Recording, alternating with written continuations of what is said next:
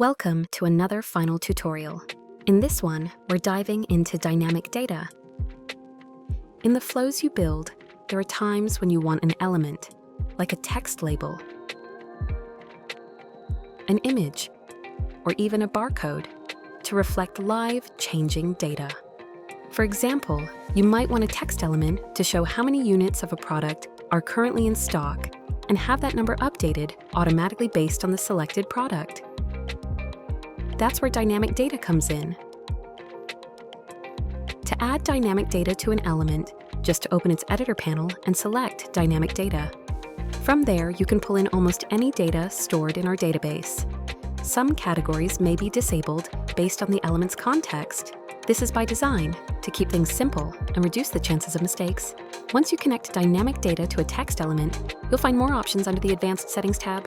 You can add a prepend to display text before the data, add an append to display text after the data, and set a fallback to show default text when no data is available.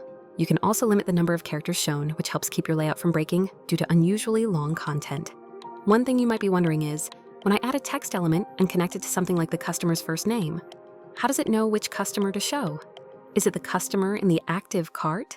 The one linked to an order the cashier selected earlier in the orders page? Or maybe the one the cashier chose from the customer's list? Let's clear that up. Dynamic data automatically inherits the context of the container it's placed in, and that's what makes it powerful. In an orders list element, where each repeater reflects a different order, if you drop a text element and assign customer data to it, like customer name, you'll see the name of the customer associated with each individual order. Likewise, in a customer list, if you drop a text and connect it to the customer name, each repeater will show the name of a customer saved in your store. But what if you want to show the customer data associated with a selected order? To handle this, we use sections. When you have a grid or list where users can select one item from many, the corresponding section acts as a context container, making everything inside it respond to the data linked to the selected item. So if you want to show the customer name from the selected order, drag and drop an order section. Any dynamic data inside it, like a customer name, will now point to the selected order. In the right sidebar under Store Data, you can change which order it's pointing to preview how it will update based on the selected item. The same goes for customers.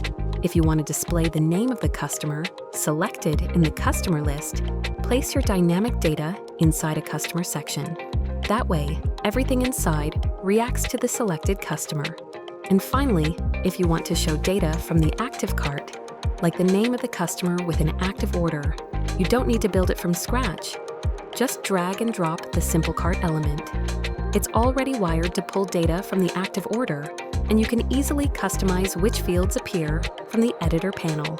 The customer field shows the customer's name by default, but you can change it if needed. Remember, if you have multiple companies under your account, you can switch between them in the builder to preview how the dynamic data appears for each one. All the dynamic fields in your flow will update to reflect the selected company's data. But keep in mind, company data doesn't get locked into the flow itself. That means you can design a single flow and reuse it across different companies. When it's opened in the Station app, the dynamic data will automatically adjust based on the company viewing it. Mastering dynamic data means you're no longer just designing screens. You're building intelligent, context-aware flows. And that's final.